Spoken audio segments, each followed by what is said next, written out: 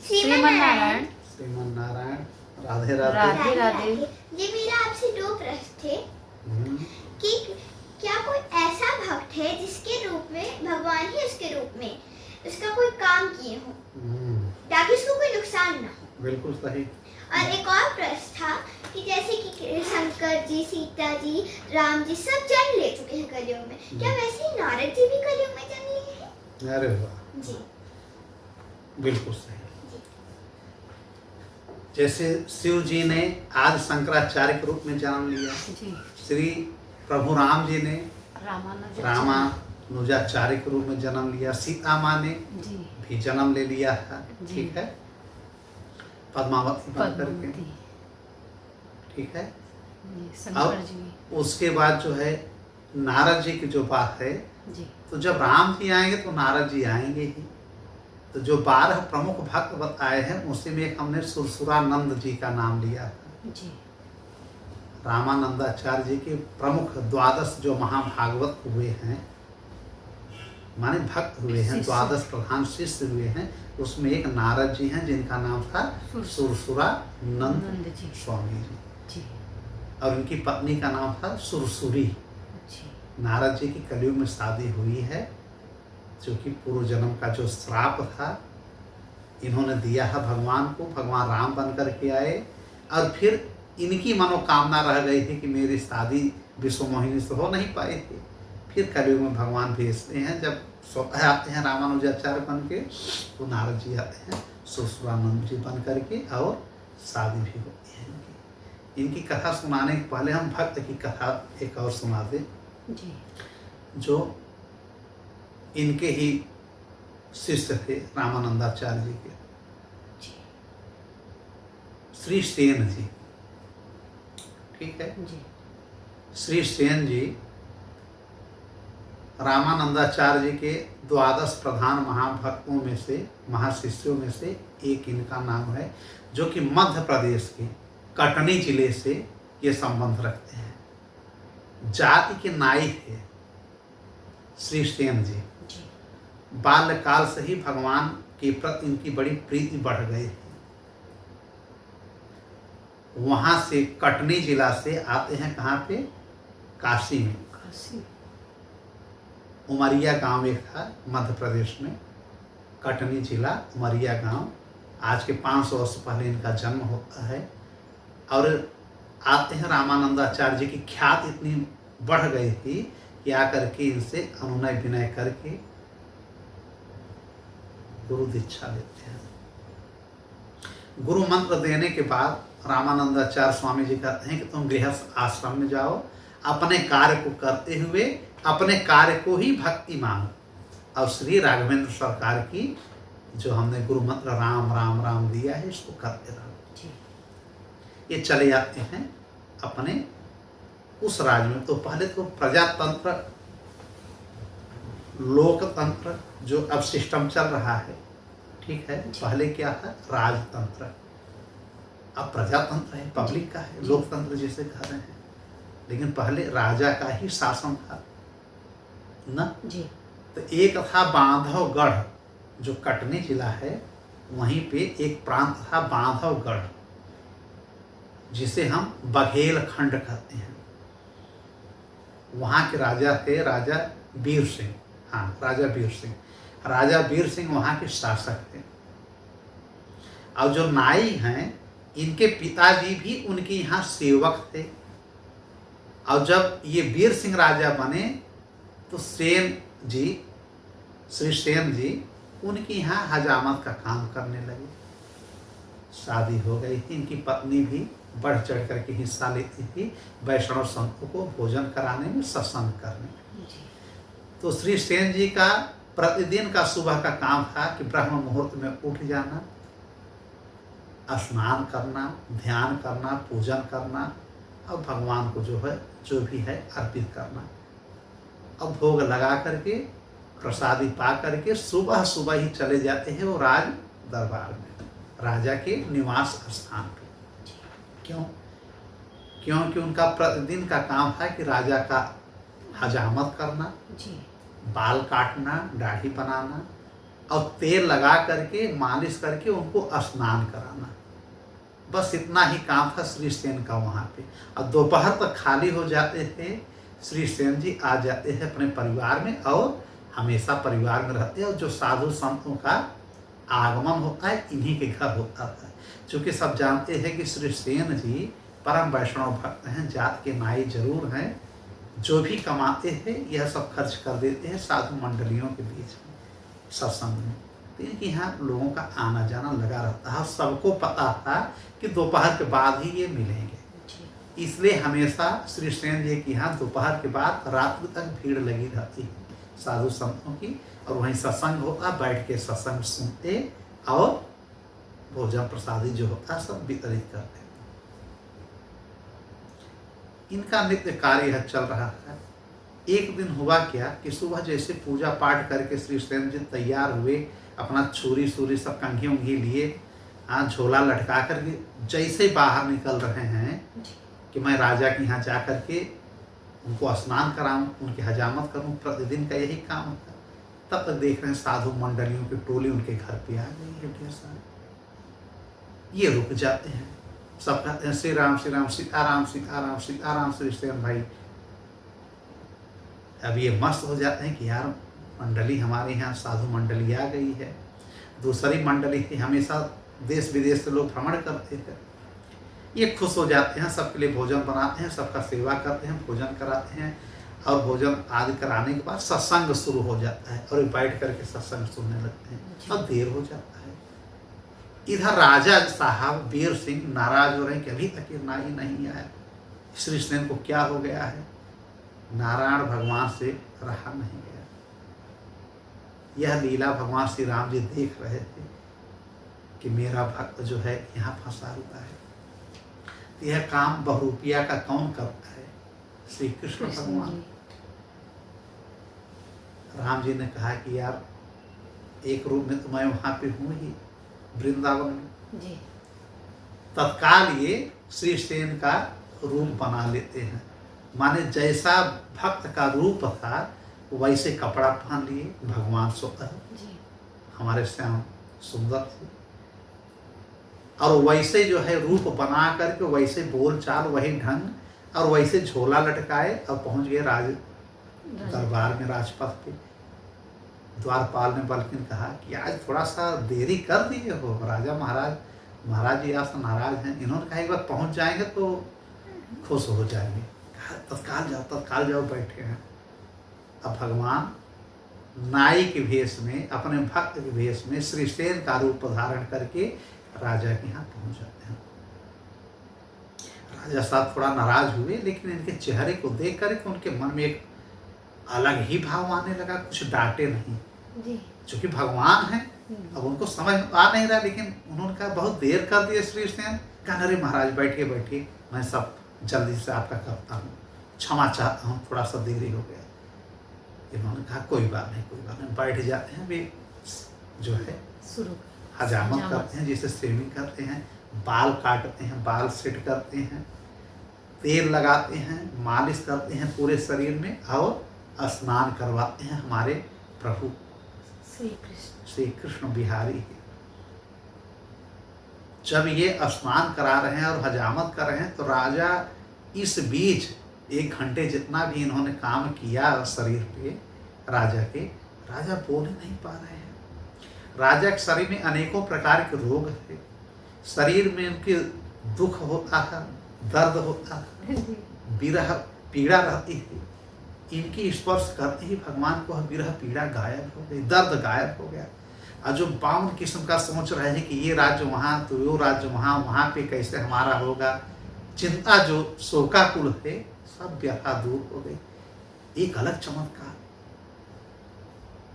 सारे रोग व्याधियां सब दूर हो गई। भगवान ने जब उनकी हजामत और मिजाही कर रहे हैं, बताइए अपने भक्त के लिए भगवान क्या क्या करते हैं, सोचिए। और उसके बाद सब करने के बाद स्नान करके बोले अब महाराज हम जाएं? कहा हाँ तुम्हारा काम हो गया, जाओ। लेकिन श्री सेन आज बहुत अच्छा लग रहा है, जैसे मेरा शरीर एकदम हल्का हो गया है। भगवान मुस्कुराते हुए चले गए। अब राजा जी दरबार में बैठते हैं और कहते हैं कि आज श्री सेन ने कितने सालों से हमारा सेवा कर रहा है, लेकिन आज ये लग रहा है कि मैं बुढ़ापा नहीं रह गया हूँ। ये लगता है कि मैं जवान हो गया हूँ, 16 साल का लड़का हो गया हूँ। इतनी एनर्जी, स्फूर्ति हमारे शरीर में आ गई है। बड़ा अच्छा उसने तंदुरुस्त हमको कर दिया। यही सब बातें कर रहे हैं और उधर दोपहर हो गया है। अब श्री राम जय राम कर रहे हैं। इधर भगवान हजामत करके चले गए।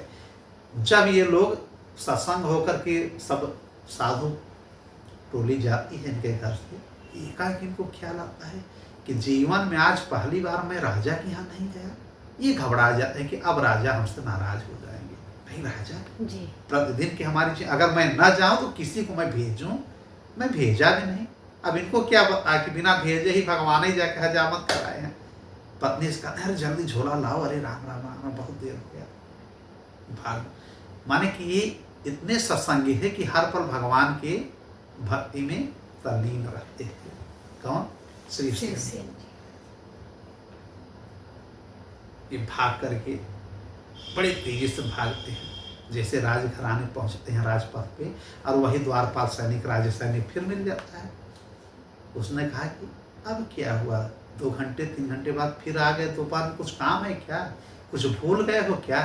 तो श्री सेन ने कहा इसको क्या हो गया है, ये इस ढंग से क्यों बात कर रहे हैं? कहा अरे तो थोड़ा हमको देर हो गया आने में, आप नाराज हैं? तो राजा जी कितने कहा राजा तो आपसे बहुत महाराज प्रसन्न है। कह रहे हैं कैसी सेवा तो आज तक श्री सेन ने हमारी नहीं की। श्री सेन ने कहा कैसी सेवा? कहा अरे आज जो हजामत तुम करके गए हो यार, अरे वाह। हम सबको बुला करके सबको 1 घंटे राजा जी ने इसी बात पे प्रवचन दिया कि नाई हो तो श्री सेन जैसा। आज क्या ऐसा किया कि मेरा सब रोग व्याधि दूर हो गया। तब ये समझ गए कि हमारे श्री कृष्ण परम भगवान श्री राम जी ही हमारे रूप में आकर के लगता है भगवान की सेवा कर गए। अब इनकी आंखों में आंसू आ गए कि भगवान ये आपने क्या किया, ये आपने मेरे लिए क्या किया। फिर सोचते हुए चले जा रहे हैं, कह रहे हैं हाँ हम जा रहे हैं राजा जी से मिलने। इसने कहा जाओ, रोक टोक इनका था नहीं श्री सेन जी का। अब राजा के पास पहुंचने के पहले तक ये सोचते रहे कि प्रभु कितने दयालु हैं, परम कृपालु हैं। नाई का वेश बदल कर मेरे रूप में आकर के मेरा वह काम कर गए जो कि हम जैसे लोगों को करना चाहिए। सेवक हैं, हमारे लिए वो सेवक बन गए। जब ये जाते हैं तो राजा दरबार में बैठे, अरे बड़े खुश होते हैं, उठ करके आते हैं, कह रहे दोबारा श्री सेन कैसे आए? तब इन्होंने कहा कि हे राजा, मैं अभी तक आपके पास नहीं आया, हमारे यहाँ साधु मंडली आ गई तो मैं भोजन कराने में वहाँ रुक गया था। ये हमारे भगवान हैं जो आकर के आपकी सेवा करके चले गए। राजा को लगा कि परम भक्त तो है ये भगवान का, इसमें कोई दो राय नहीं, कभी झूठ नहीं बोलता, हमेशा भगवान की ही बातें करता है। और श्री सेन जी हर काम को भगवान को अर्पित कर देते हैं। दाढ़ी भी बनाते हैं तो सोचते हैं कि मैं भगवान की बना रहा हूँ। राजा को नहलवाते भी तो सोचते हैं मैं भगवान को नहलवा रहा हूँ। संतों को भोजन प्रसादी खिलाते सोचते हैं मैं भगवान को अर्पित कर रहा हूँ। हर बात पे भगवान की ही उनके जीवा पे चर्चा होती है। श्री सेन जी की राजा के पास वो बुलाए गए ब्राह्मण मंडली जो है, ब्राह्मणों ने आकर के कहा कि हाँ दोपहर तक मैं ही इनके पास पूरी मंडली सही था, अब राजा जान गए। राजा ने कहा मैं कितना बड़ा पापी हूँ, भगवान से मैं अपना पैर दबवा लिया, हाथ दबवा लिया, स्नान करवा लिया, हजामत करवा लिया। वो दौड़ करके नाई के चरणों में गिर जाते हैं, कहते हैं मुझे अपना शिष्य बनाना। श्री सेन तुमने मेरे राज पे, मेरे परिवार पे बहुत बड़ा एहसान किया है, मैं कृतज्ञ हूँ आपका। हम लोग घोर पापी हैं, राज मद में इतने मस्ती में हम लोग चूर हैं कि मुझे पता ही नहीं कि इतने बड़े महाभागवत भक्त से मैं सेवा करवाता हूँ। मुझे तो आपकी सेवा करनी चाहिए। रानी सहित अपने राजकुमार सहित सब उनके श्री सेन के चरणों में गिर के उनका शिष्य बन जाते हैं। और बार बार राजा और नाई श्री सेन जी यही कहते हैं कि हमारे भगवान परम भक्तों का लाज रखने के लिए भगवान को यह लगा होगा कि आज हमारा भक्त मुसीबत में है, यहाँ आएगा डांटा जाएगा। भक्त की महिमा उजागर करने के लिए, अपनी लीला दिखाने के लिए कि हमारा भक्त वहाँ सत्संग में है, उसको डिस्टर्ब न हो, स्वतः सारा काम करके चले गए। ऐसे हैं हमारे भगवान कि अपने भक्तों के लिए चरण भी दबा देते हैं, उनके लिए कुछ भी करने के लिए तैयार होते हैं। ये श्री सेन की कथा है। एक कथा हम सुना रहे हैं आपका, एक कथा किसको सुना दें? चलिए धन्ना जी की आज कथा सुना दे रहे हैं। श्री धन्ना जी एक प्रेम की एक अलग धारा में बह रहे थे, एक अलग प्रीति इनकी चल रही है, एक अलग रीति चल रही थी, एक अलग प्रेम भगवान से चल रहा था।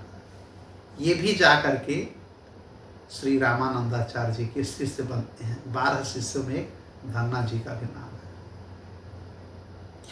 बचपन से ही है इनके यहाँ जो है,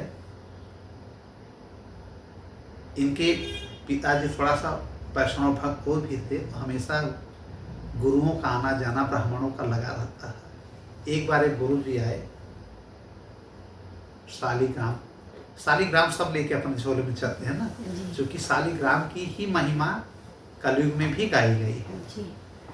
वो साक्षात नारायण भगवान ही है, शालिग्राम नहीं। वो समझे कि नारायण भगवान है, चल रहे हैं। तो हर गुरु जब निकलते थे कहीं पे तो कई शालिग्राम साथ में ले जाते थे कि कहीं अगर देने का काम हो गया तो एक दो हम दे भी देंगे। यही वहाँ हुआ। धन्ना जी उस समय 5 वर्ष के बालक थे। गुरु दीक्षा उस समय नहीं लिए थे, गुरु दीक्षा तो बाद में लेते हैं ना जी। तब की मैं कथा सुना रहा हूँ कि धन्ना जी घर पे थे, गुरु जी आए और सुबह सुबह जो है शालिग्राम को निकाल करके खूब पूजा पाठ किए, जल चढ़ाए, तुलसी दल चढ़ाए। यह 2 दिन 3 दिन 4 दिन देखे, और जब गुरु जी जाने लगे तो उनका पैर पकड़ करके जिद करके लौट गए। गुरु जी ने कहा, अरे क्या हुआ धन्ना बालक, क्या बात है? इन्होंने कहा, प्रभु हे गुरुवर, मुझे यही शालिग्राम, यह पत्थर क्या है? धन भगवान है, ठाकुर जी हैं, शालिग्राम इनका नाम है। इन्होंने कहा, यही शालिग्राम, यही ठाकुर आप हमको दे दीजिए। उन्होंने कहा, क्यों? कहा, मैं भी पूजा करूँगा। तो उन्होंने कहा, इनको प्रतिदिन रोटी खिलाना पड़ेगा, भोजन कराना पड़ेगा, प्रसादी देना पड़ेगा, कर पाओगे? इन्होंने कहा, हाँ हाँ, हम इनको भोजन करा देंगे। तो सोचा बालक हैं, निकाल करके 2 को शालिग्राम को, एक तुलसी के रूप में, एक नारायण के रूप में समझ लीजिए, 2 को दे दिए इनको शालिग्राम। ये बड़े खुश होते हैं, ले जाते हैं अपने मंदिर में सजा देते हैं। और सुबह 5 वर्ष का बालक धन्ना स्नान करके बढ़िया तैयार होकर के तिलक उलक लगा के मंदिर में ले जाते हैं। रोटी बासी जो रहता है, इनको क्या पता कि ताजी बनाए पुराना बनाए, छोटा सा बालक जो रसोई में था ले करके सब जाते हैं भगवान के पास रख देते हैं, खाइए। भगवान नहीं खाए, भाई भगवान ऐसे खाते भी नहीं हैं। अब धन्ना नाराज हो गए कि अच्छा उनसे आप खाते हैं गुरु लोगों से, हमसे नहीं, हम छोटे बच्चे हैं इसलिए क्या? अच्छा आप शर्मा रहे हैं, पर्दा लगा दिए। अब पर्दा लगाने के बाद धीरे से पर्दा हटा के झांक रहे हैं कि आए खाने के लिए, भगवान कहे आए। सुबह से शाम हो गई, भगवान न बोले, न आए, न खाए, न प्रसादी वैसे रखा है। अब इनको यह लग रहा है कि इनको यह खाना चाहिए, ये खा क्यों नहीं रहे? फिर इसके बाद ये जो है रात हुई। अब धन्ना जी को नींद नहीं आ रही है, कुछ खाए पिए नहीं, जल भी नहीं पिए। अब कह रहे हैं कि अगर कल सुबह नहीं खाएंगे ना तो फिर मैं इनका देख लूँगा। जैसा नामदेव जिद किए जी, भक्त नामदेव, उसी प्रकार से धन्ना जी भी जिद कर गए। फिर सुबह रोटी लाते हैं, सब्जी लाते हैं, ठीक है। और उसके बाद कहते हैं कि हमें लगता है पुराना रोटी है इसलिए नहीं खाए, बासी है, बनवाते हैं और लेकर के जाते हैं थाल सहित। और कहते हैं सुनिए, अब कोई नौटंकी आपकी नहीं चलेगी, कल से मैं प्यासा हूँ, भूखा हूँ, आकर के जो है आप खाइए। फिर नहीं आ रहे हैं भगवान। फिर कह रहे हैं कि आपको पता है आपको कितने मुश्किल से मैंने ठाकुर जी लिया है। जो हमारे गुरु जी आए थे, माने इनके पिता के गुरु थे वो जी ब्राह्मण जो आए थे, उनका नाम था त्रिलोचन। इन्होंने कहा जो हमारे पिताजी के गुरु आए थे, उन्होंने कहा कि इनको खिला करके खाइएगा। बताइए, गुरु निष्ठा इतनी कि उनके कहने पर कि इनको खिला के खाइएगा। तो अब इन्होंने सोचा कि पहले इनको मुंह में खिला दें खूब अच्छे से प्रसादित, तब मैं खाऊं। जी और नहीं, अगर आप खा रहे हैं तो अब मैं खाना पीना मैं छोड़ दूंगा, मैं भी नहीं खाऊंगा। ऐसे ऐसे पावन चरित्र भक्तों के हैं भैया। अब भगवान समझ गए कि छोटा बालक है, जिद कर रहा है, ऐसा न हो कि अब नहीं खाएगा तो नहीं ठीक है। ये मूर्ति से शालिग्राम से प्रकट हो जाते हैं छोटे स्वरूप में। फिर ये देखे कि हाँ ठाकुर जी आप आ गए, ऐसे बैठते हैं आप। इन्होंने कहा हाँ, कन खिला दो हमको। फिर ये धन्ना जी अपने हाथों से उनको सब्जी रोटी खिलाते हैं। सुबह सुबह जहाँ 56 प्रकार का भोग लगता है, भगवान नारायण बैठ करके अपने भक्त के हाथों से भोजन करते हैं। अब यह प्रतिदिन का नियम हो गया, किसी को पता नहीं चला, न इस बालक धन्ना ने किसी से बताया, क्योंकि इन्होंने सोचा कि सबसे ऐसे आकर के खाते होंगे। जी प्रतिदिन सुबह लेकर के कभी स्नान करते कभी न करते, भोजन लेके मंदिर में पहुंच जाते। अब भगवान इंतजार करते रहते कि अभी थाली मेरी आई नहीं।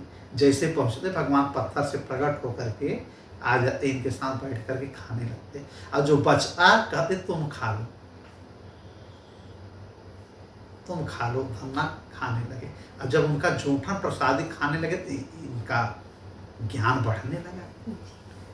इनका काम था गाय चराना, धन्ना जी का। पहले गैया लोग रखते थे ना, ते लेकर के गाय चराने जाने लगे। अब सुबह से शाम तक भगवान शालिग्राम अकेले रहने लगे, नहीं दिन भर बैठ करके बातचीत करते थे।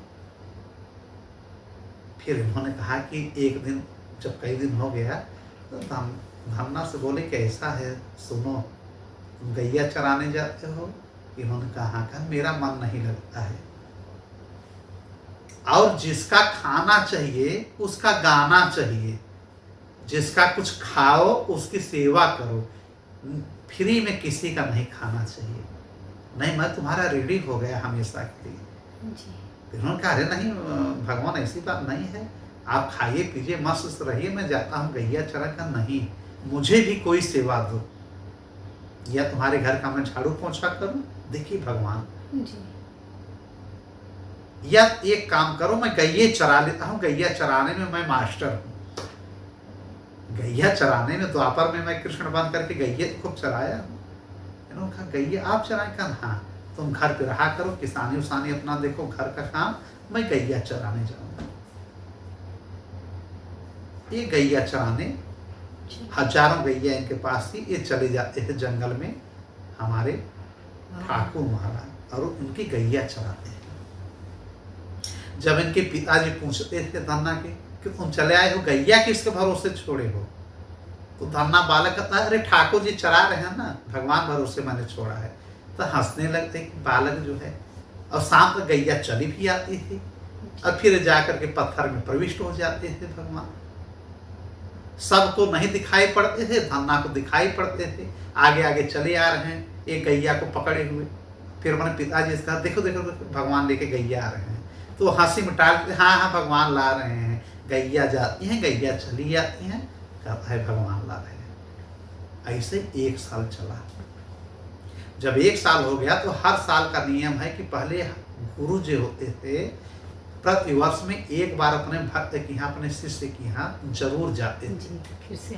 फिर त्रिलोचन गुरुजी, हाँ जो गुरुजी हैं उनका आना हुआ धन्ना के घर पे। अब धन्ना के घर पे आना हुआ, उसके बाद जो है धन्ना जाके पैरों पे गिर जाते हैं कि अरे गुरुजी बहुत बढ़िया लगा आप आ गए हैं। कहा अरे सुना है तुम गैया वैया चराते हो? इन्होंने कहा हाँ मैं गैया चराता हूँ। कहा गए नहीं हो? कहा ठाकुर जी गए हैं चराने ना, अब वो काम करते हैं, मैं तो बैठा रहता हूँ, मैं कभी खेत में जाता हूँ कभी यहाँ। कहा कौन ठाकुर जी? कहा अरे जो आप दिए थे ठाकुर जी भगवान, वो जाते हैं ना गैया चराने, कृष्ण भगवान। उन्होंने कहा तुम्हारा खिसक गया है क्या, भगवान गाय चराते हैं तुम्हारा? इन्होंने कहा हाँ। कन कहाँ है? कन गए हैं जंगल में ना। कनो कहाँ है जो मैं पत्थर दिया था? कनो नहीं है, वो गए हैं। पत्थर गायब हो जाता है। अच्छा। तो मंदिर में जाकर के जो है त्रिलोचन ब्राह्मण देखते हैं गुरु जी, तो मंदिर में दिखाई नहीं पड़ा शालिग्राम। ये सोचे कि यार, लगे देखने जेबा उबा कहीं रखे हो झोला वोला में। तो धन्ना जी ने कहा नहीं, मैं नहीं रखा हूँ, सच में बता रहा हूँ। लेकर के गए हैं गाय चराने। ठाकुर जी गाय चराने। अब शाम का वक्त हुआ, गैया लेकर के आते हैं। कहा देखा देखा देखा श्याम सुंदर जी आ रहे हैं ठाकुर जी। अब गुरु जी देख रहे हैं कहीं दिखाई नहीं पड़ रहा है। फिर आते हैं, इससे बातचीत करते हैं ठाकुर जी किससे, धन्ना से, कि ठीक है अच्छे से सब खिला पिला दिए, पानी वानी पिला दिए हैं, अब सबको बांध दो और मैं जा रहा हूँ अपने मंदिर में। कहा ठीक है आप ठाकुर जी चलिए मंदिर में, मैं अभी आ रहा हूँ। फिर गुरु जी को लेके जाते हैं, देखते हैं दोनों शालिग्राम के पत्थर वहीं पड़े हुए हैं। अब गुरु जी को बड़ा टेंशन हुआ कि पूरा जन्म हम लोगों का बीत गया, बूढ़े हो गए हैं, भगवान का कहीं कोई भी नामो निशान नहीं मिला, और इसका कह रहे हैं भगवान ही चरा रहे हैं। इसने कहा अच्छा ठीक है कल भी जाएंगे भगवान। इन्होंने कहा प्रतिदिन उनका काम हो तो जाएंगे ही। फिर सुबह ढील देते हैं और भगवान लेकर के गैया चले जाते हैं। अब धन्ना को लेकर के त्रिलोचन ब्राह्मण चले जाते हैं जंगल में कि चलो दिखाओ कि तुम्हारे भगवान हमको दिख के। उन्हें कहा जा तो रहे हैं सामने, कहा हमको नहीं दिख रहे हैं। जा करके कहते हैं कि देखो मैं तभी मानूंगा जब भगवान को कह दो कि हमको भी दिखें। गुरु जी कहते हैं। तो आइए, जिस शिष्य को उन्होंने ठाकुर कह के शालिग्राम दिया, वो उस धन्ना को दिखाई देने लगे भक्त को। अब गुरु जी इतने ज्ञानी, इतने परम ज्ञानी, उनको भगवान नहीं दिख रहे हैं। तब यह डांटता है धन्ना बालक 6 वर्ष का, अरे आप गुरु जी को क्यों नहीं दिखाई दे रहे हैं, हमारी बेइज्जती कर रहे हैं, आप पहले इनसे मिलिए। तो कहा नहीं मैं इनको नहीं देखूंगा। इन्होंने कहा ऐसा क्यों, मैं छोटा सा बालक हूँ, मुझसे खा रहे हैं, मुझसे बात कर रहे हैं, मेरी गैया चरा रहे हैं, अब जिन्होंने आपको दिया उनका ही आप नहीं है, आप तो बड़े मतलबी हैं।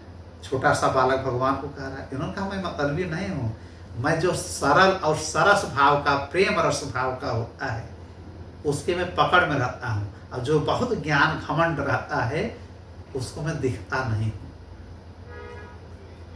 लेकिन जिद करने पे धन्ना जी के भगवान प्रकट होकर के दर्शन देते हैं गुरु जी को भी। गुरु जी भाव विभोर हो जाते हैं, प्रेम में विह्वलित हो जाते हैं, भगवान के चरणों में गिर करके अपनी जो भी गलतियां रहती हैं सबका क्षमा याचना करते हैं। कहते हैं प्रभु मुझे माफ करिए, मुझे नहीं पता आपका कैसे हम प्रार्थना करें।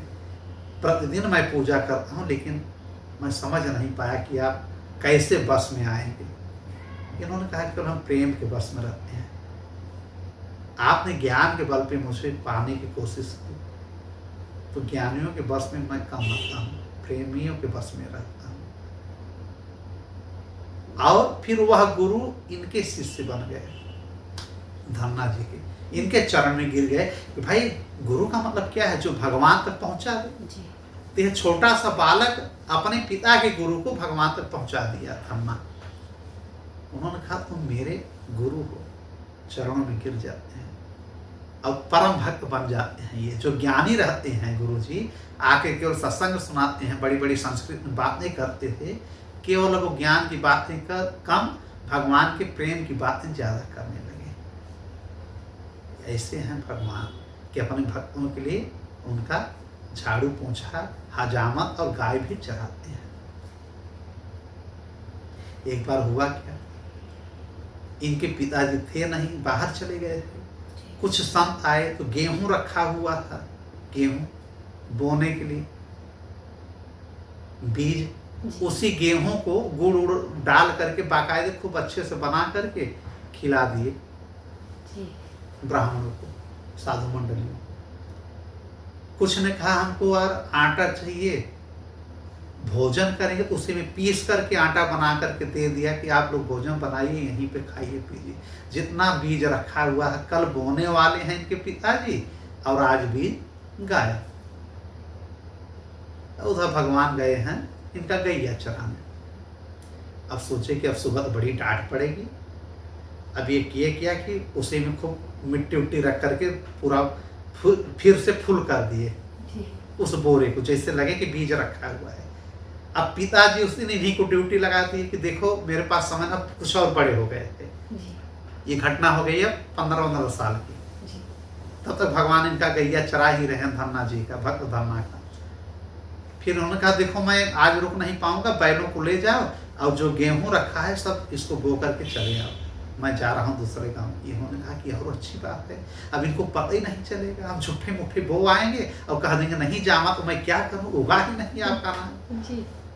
ये जाते हैं बैल ले करके धन्ना, तब तक कुछ नवयुवक हो जाते हैं और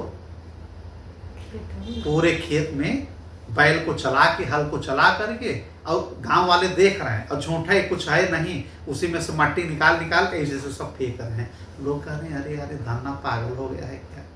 तो कुछ लोग पूछते हैं कि ये बताओ यार, तुम अनाज गेहूं ना बीज डाल करके क्यों मिट्टी डाल रहे हो।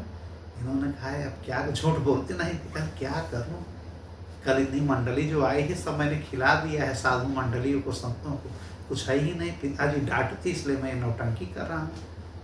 लेकिन कहना मत हमारे पिताजी से। लोगों ने कहा नहीं कहेंगे, गांव वाले कोई बोले नहीं कि पिताजी से। लेकिन भैया जब अनाज का समय आया तो इनका खेत इतना लहलहाने लगा, इतना बीज हुआ, इतना अनाज हुआ कि पूरे गांव में जितना अनाज मिलके खेतों में नहीं हुआ उतना धन्ना बालक की उस खेत में अनाज हुआ अकेले।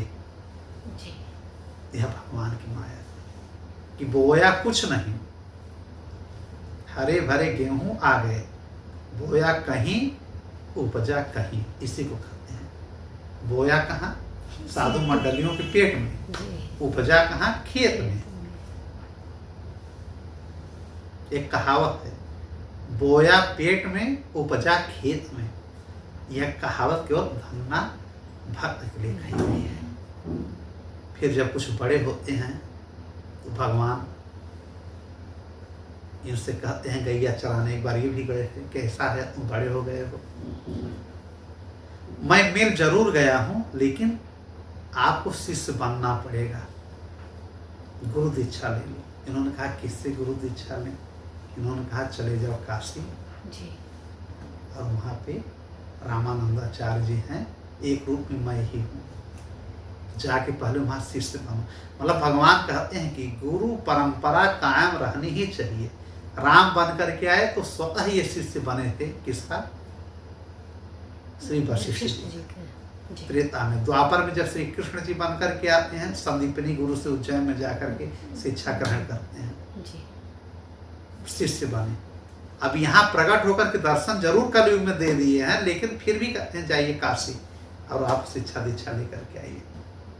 मतलब गुरु का होना बहुत आवश्यक है ना। यह भगवान बार बार कहते हैं। फिर जाते हैं वहाँ पे, ठीक है, धन्ना जी गुरु दीक्षा लेते हैं। फिर गुरु जी इनको दीक्षा देकर के इनका नाम धन्ना रखते हैं और कहते हैं कि अब जाइए आप गृहस्थ में ही रहिए। सबको ये विरक्त नहीं करते थे, गृहस्थ में भी कहते हैं कि आप गृहस्थ में रह जाए, गृहस्थ में रहिए और वहीं रह करके साधु संतों की सेवा करिए, वैष्णव प्रचार करिए। कहा जाता है कि आजीवन धन्ना भक्त का और भगवान का हमेशा साथ रहा, गैया चराते रहे। भक्तों का जब सत्संग होता है साधु मंडलियों को, तो बीच में भगवान भी बैठ करके ठाकुर जी अपनी ही कथा को सुनते थे और यह देखते थे धन्ना जी और भगवान, बाकी किसी को देखते नहीं थे। और साल में प्रतिवर्ष वही त्रिलोचन ब्राह्मण हमेशा थे, उनको भगवान दिखते थे। वो आते पहले 1 दिन 2 दिन 4 दिन रुकते थे, महीनों रुकते थे इनके घर भगवान का दर्शन करने के लिए। वो परम भक्त बन गए त्रिलोचन दास जी, उनका नाम त्रिलोचन दास पड़ा। पहले गुरु त्रिलोचन थे, अब त्रिलोचन दास अपना नाम बताने लगे थे। यह है भगवान के भक्तों की महिमा। परम भक्त धन्ना की कथा। अब एक कथा आपने कहा कि नारद जी का क्या कलयुग में जन्म हुआ था? हाँ, कहा ना कि नारद जी का जन्म हुआ था सुरसुरा नंद के रूप में। नारद जी का जन्म कलयुग में रामानंदाचार्य जी के ही समय, लगभग आज के 500 साढ़े 500 वर्ष पहले लखनऊ में होता है जी। लखनऊ के एक गांव में। उस गांव का नाम था परखम। परखम हमारे लखनऊ में परखम गांव में एक ब्राह्मण घर में इनका जन्म होता है। इनके पिता का नाम था सुरेश्वर शर्मा और इनकी माता का नाम था देवी शर्मा, श्रीमती देवी शर्मा। और इनके बचपन का नाम रखा गया है भायण कुमार। भायण कुमार किसने रखा? इनके पिता लोगों ने। यह चरित्र जो है रामानंदाचार्य चरितामृत एक ग्रंथ है जो रामानंदाचार्य के उपदेशों का उसमें संकलन किया गया है। उसमें यह बात आती है जी। इनके चरित्र का, नारद जी के कलयुग का जन्म का पूरा जिक्र है। किसमें? श्री रामानंदाचार्य चरितामृत, चरित्र का अमृत, यही उनके ग्रंथ का एक नाम है। उसमें यह पूरी कथा लिखी गई है। और जब नारद जी आएंगे तो नारायण को आने ही आना है। नारद का मतलब ये होता है कि जो नार को दे दे। नार माने जल, द माने देने वाला, या नार माने नारायण। जल में कौन रहता है? नारायण रहते हैं, इसीलिए इनका नाम पड़ा है नारद। माने कि नारायण को देने वाला ही नारद है। नारद जी जिसको मिल गए, समझ लीजिए कि नारायण उसको मिल गए। अब जब लखनऊ में इनका जन्म होता है तो छोटा मोटा भी फंक्शन इनके पिता करते हैं अगर उत्सव, तो उसमें आ जाते हैं नारायण भगवान एक ब्राह्मण बन करके, बुजुर्ग बन करके। और भीड़ लगती है और सब पूछते कि आप कौन है? कहते हैं मेरा नाम नारायण है, मैं ब्राह्मण हूँ, गरीब ब्राह्मण, और इनका जो है भायण कुमार का मैं मामा हूँ। तो इनकी माता बार बार आती, देवी माँ, कि हमारी भाई ये मामा बन, मेरा भाई तो है ही नहीं। पूरे गांव में हल्ला हो गया कि हर 2-3 महीने पे इनके मामा आते हैं, आएंगे, एकाएक प्रकट हो जाएंगे और एकाएक गायब हो जाएंगे, पता ही नहीं चलता, और अपना नाम नारायण बता रहे हैं। यह बात इनको बार बार नारद जी को खल रही है कि हमारे मामा कौन है, जो हमारे पिताजी को भी नहीं मालूम, हमारे माँ को भी नहीं मालूम, ये है कौन भाई। फिर एक फंक्शन जब होता है, बड़ा फंक्शन किए रहते हैं, उसमें सत्संग वगैरह होता है, तो आकर के ये मामा जी फिर नारायण बैठ जाते हैं। अब नारद जो भायण कुमार थे उसमें 5 वर्ष से ऊपर हो गए थे। कहते हैं मामा जी आपको न मैं पहचान रहा हूँ, न गांव वाले पहचान रहे हैं, न हमारे माता पिता पहचान रहे, कहाँ के आप मामा हैं? इन्होंने कहा मेरी बात सुनो, तुम्हारा समय अब आ गया है, चले जाओ काशी रामानंदाचार्य जी के पास, गुरु दीक्षा ले लो और वही तुम्हारे प्रश्नों का वही जवाब मिल जाएगा।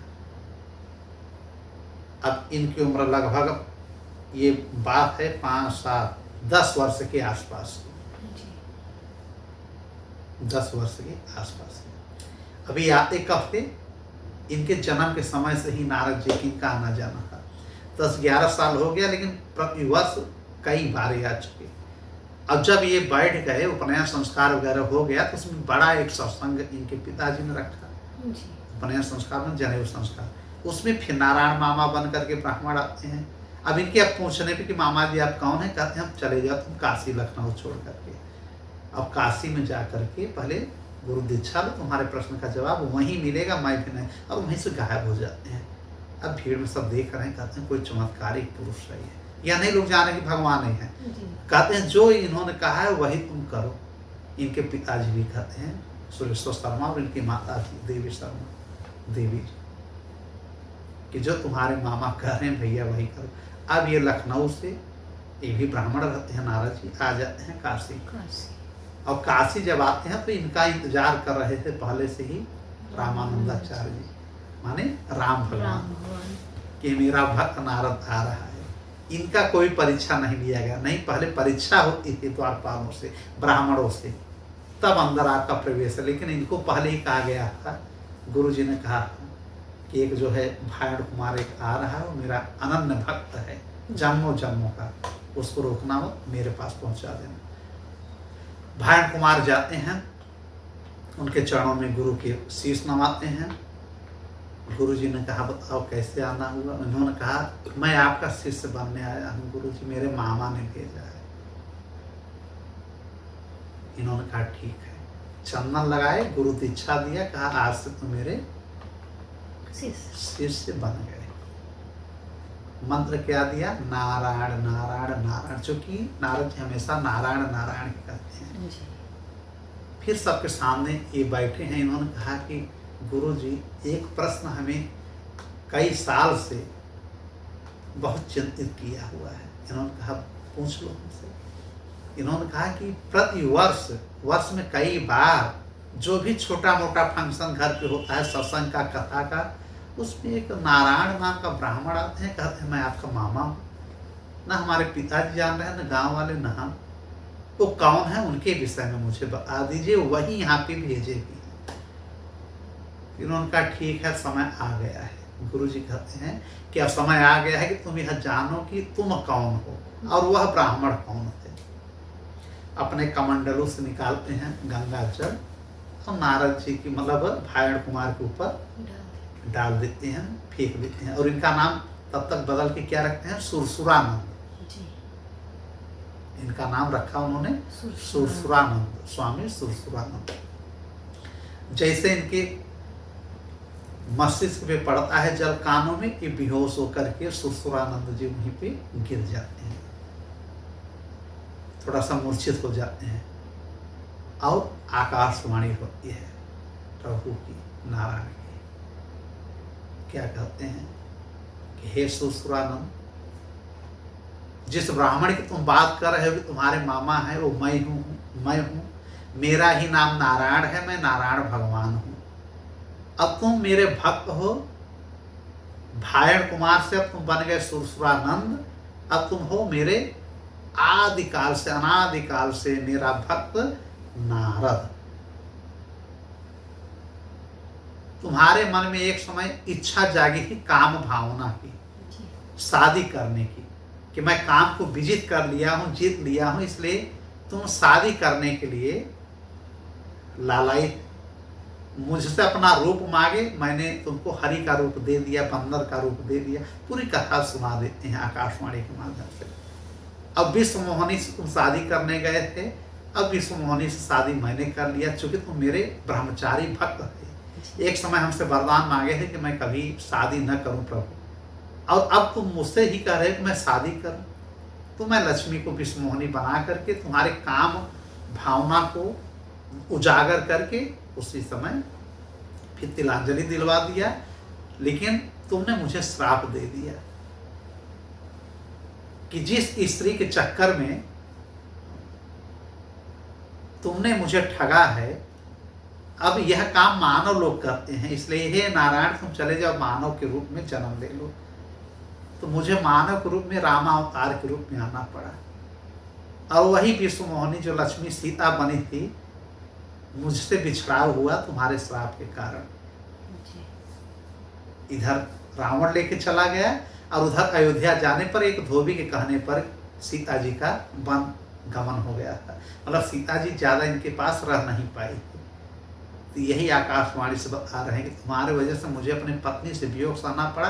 तुम मेरे भक्त हो, तुम्हारे हम श्राप को स्वीकार कर लिए थे, लेकिन तुमने क्षमा याचना मांगा, शादी नहीं किए, लेकिन मन में तुम्हारे भाव था कि काश मैं भी थोड़े वक्त शादी कर लेता। हाँ, ब्रह्मा जी के श्राप वश तुम शादी कर चुके हो। ब्रह्मा के श्राप बस ये शादी किए थे ना, उपबर्हणी का नाम था, गंधर्व। लेकिन मेरे समय भी तुम काम वासना से पीड़ित थे। मेरे समझाने पे समझ गए, शादी नहीं की, लेकिन मन में लालसा चली आती, इसीलिए तुम्हारा जन्म हुआ है। मैं रामानंदाचार्य के रूप में आया हूँ, तुम मेरे फिर शिष्य बन गए, भक्त बन गए हो। अब तुम अब शादी कर लो। अब तुम्हारी पत्नी का नाम है सुरसुरी, जो कि तुम्हारे ही गांव की है। कहाँ की? परखम की। कहाँ? लखनऊ। जी, लखनऊ पर। और वो भी तुम्हारे पीछे पीछे आ रही है आश्रम में, वो इनसे प्रेम करती है। वह यह आकाशवाणी से उन्होंने बता दिया कि यह देव गंधर्व कन्या है,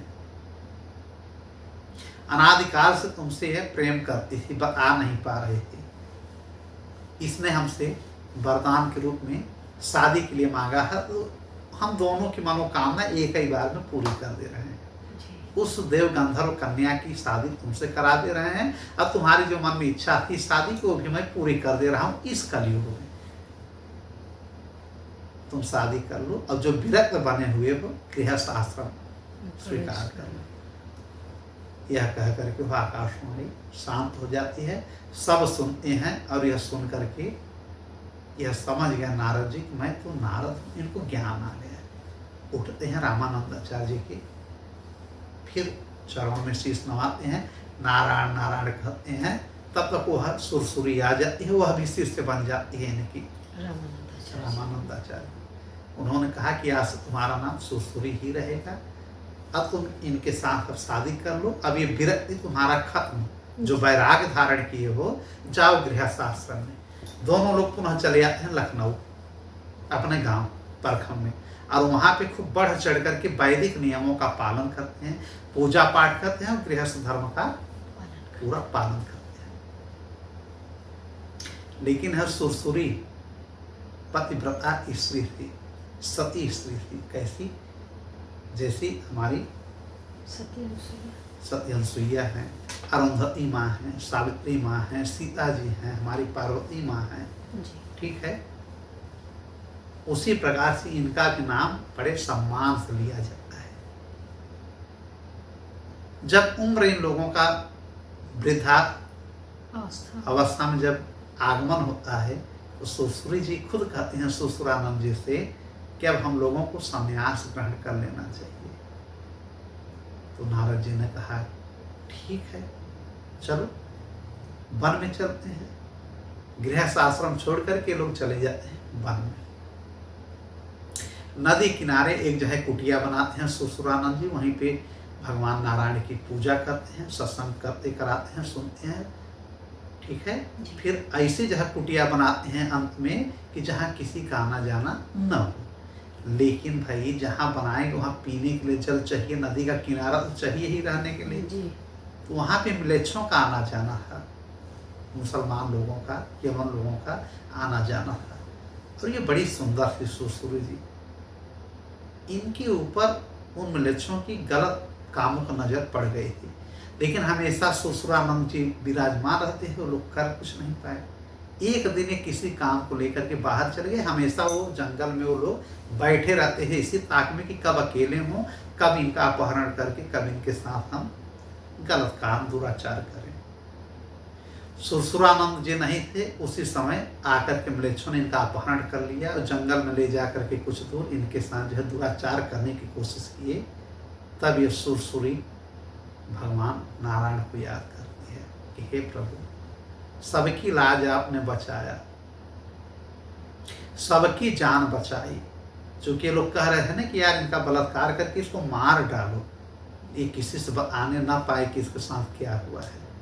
इसी पे रोने लगते हैं सुरसुरी कि आपने प्रहलाद की जान बचाई जी, आपने द्रौपदी की जान बचाई, न जाने कितने लोगों की लाज बचाई, जान बचाई। आज मैं आपसे अपने जानों की भीख मांग रही हूँ, अपने सतीत्व की भीख मांग रही हूँ, रक्षा करिए प्रभु। तत्काल श्रीमन नारायण प्रकट होते हैं किस रूप में? नरसिंह रूप में। इसका मतलब सतयुग में नरसिंह अवतार इनका हुआ था प्रहलाद के लिए, अब कलयुग में नरसिंह अवतार होता है सुरसुरी, श्रीमती सुरसुरी जी के लिए।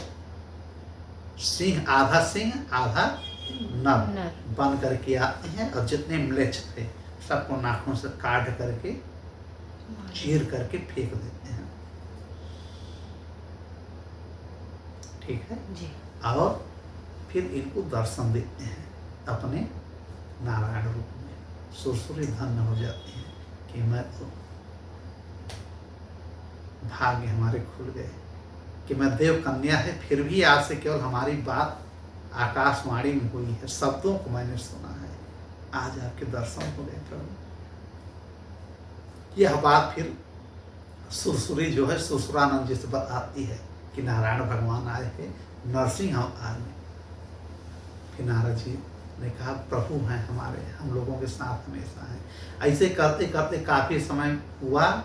एक दिन ऐसा आया कि इनका शरीर सुरसुरी का शांत हो गया। जब ये महाप्रयाण में चली जाते हैं, इनका महाप्रयाण में समझ रहे हैं कि इनकी मृत्यु जब हो जाती है तो इनकी अंत्येष्टि क्रिया करके पुनः सुरसुरानंद जी चले जाते हैं काशी, किसके पास? रामानंदाचार्य जी के पास। रामानुजाचार्य जी 111 वर्ष जीवित रहे हैं ना धराधाम पे, और कई भक्तों को बनाया, लाखों भक्तों को इन्होंने बना दिया है, और अनेकों हजारों शिष्य इनके बन गए। फिर आकर के इनके पास इनके उसी आश्रम में ही रहने लगते हैं। कौन? वो जो नारद सुरसुरानंद जी। फिर उस समय दक्षिण भारत में अलाउद्दीन खिलजी जो मुगल शासक था, बड़ा आतंक फैलाया हुआ है। रामानंदाचार्य जी वहां जाने वाले थे, लेकिन तब तक इन्होंने कहा गुरुजी वहां जाने की आज्ञा हमको दीजिए। नारद जी ने कहा अलाउद्दीन खिलजी जो आदेश किया है उससे बढ़ चढ़ करके उनका सेनापति था मलिक काफूर करके, कहीं कहीं काफूर उसका नाम है, मलिक काफूर। वह धर्मांतरण कराता है हिंदुओं का, मंदिरों को नष्ट करता था, हिंदुओं की बेटी बहनों की इज्जत को रौंद देता था, सब तहस नहस कर देता था। खासकर मंदिरों को निशाना बहुत बनाया गया। गुरु आज्ञा लेकर के सुरसुरानंद जी दक्षिण भारत जाते हैं कि इन यवनों का, इन ईसाइयों का जो आतंक है उसको मैं कम करूंगा। लेकिन जो चोटी वाले तिलक वाले मिलते थे या उनके धर्म ग्रंथों को जला देता है उसी में। इतना मतलब मलिक काफूर, इतना मतलब इसका नाम ही पड़ गया है काफिर, तो मलिक काफूर उसको कहते हैं। यह सब कुछ जला देता है खड़े खड़े। फिर नारद जी ने, सुरसुरानंद जी ने सोचा कि यह डायरेक्ट इससे मिलना अच्छा नहीं है। ये डायरेक्ट जो इसके भगवान होते हैं अल्लाह बन करके, पैगंबर मोहम्मद हजरत, उनसे बात करते हैं। जो कि वो चले गए थे भाई, अब तो चले गए थे, लेकिन कहते हैं कि तुम इनको स्वप्न में बताओ कि मैं कौन हूँ, और जो है कह रहा है, कर रहा है, गलत कर रहा है। अराजकता की एक सीमा होती है, कहीं ऐसा न हो कि मैं श्राप देकर के सबको भस्म कर दूं। सुरसुरानंद जी कहते हैं इसलिए आप पहले भी आ चुके हैं और आप मुस्लिमों के क्या हैं? पैगंबर हैं। ठीक है, आप लोग भगवान के दूत मानते हैं, आप भगवान जैसे मान्य हैं, तो आप इनको समझाइए। फिर गुरु, ये उनके गुरु हो गए हैं। सुरसुरानंद जी के कहने पर उनके स्वप्न में मलिक काफूर के पैगंबर जी आते हैं और कहते हैं कि तुम बड़ा दुष्टई काम कर रहे हो। अराजकता की एक सीमा होती है, सबको ऐसे काट रहे हो, मंदिरों को ऐसे रौंद रहे हो, कहीं ऐसा न हो कि जो ये यवन जाति है सब भस्म हो जाए। स्वतः नारद जी आए हुए हैं और राम भगवान काशी में पधारे हुए हैं रामानंदाचार्य के रूप में, और उनके शिष्य आए हुए हैं खासकर इसी कार्य को लेकर के। तो मैं तुमको आदेश दे रहा हूँ, जाकर के उनसे मिलो, जैसा वो कह रहे हैं वैसे ही करना। इसकी नींद खुलती है, रात में बिना चप्पल खड़ाऊं पहने भागता है कि कहाँ है सुरसुरानंद जी। अलाउद्दीन खिलजी का सेनापति था मलिक काफूर वहाँ पे पहुँच जाता है जहाँ पे आश्रम बना के रहते हैं, इनके चरणों में गिर जाता है, बहुत माफ़ी मांगता है, क्षमा याचना कि मैंने लाखों लोगों को मार दिया है, मैं क्षमा योग्य तो नहीं हूँ।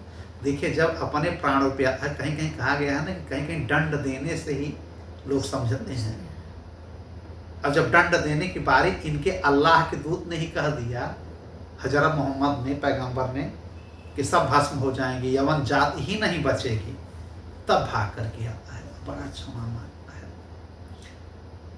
तब इन्होंने कहा कि आज से यह वचन दो कि धर्मांतरण नहीं करोगे, हिंदुओं को हिंदू ही रहने दो, चोटी नहीं काटोगे किसी हिंदू का, किसी संत किसी भक्त को परेशान नहीं करोगे। अब मंदिर जैसे हैं वैसे रहने दो। इस समय भगवान श्री राम जी भी आए हैं। कहीं ऐसा न हो कि फिर से राक्षसों का संहार हम लोग करना शुरू कर दें। मैं अहिंसा परमो धर्मों पे विश्वास रखता हूँ, नॉन वायलेंस। नारद जी कहते हैं भक्ति प्रचार करना मेरा काम है, लेकिन तुम्हारा अत्याचार इतना बढ़ गया है कि पूरे भारत में अराजकता फैल गई है।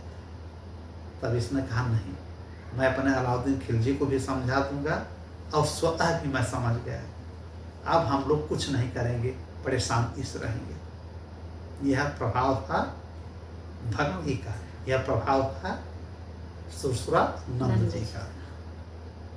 फिर शांति चयन हो गया, सब आराम से रहने लगे। चूंकि सम्राट था, बादशाह था, पूरे दक्षिण भारत में बहुत ज़्यादा, ताकि पूरे भारत में अराजकता फैली थी।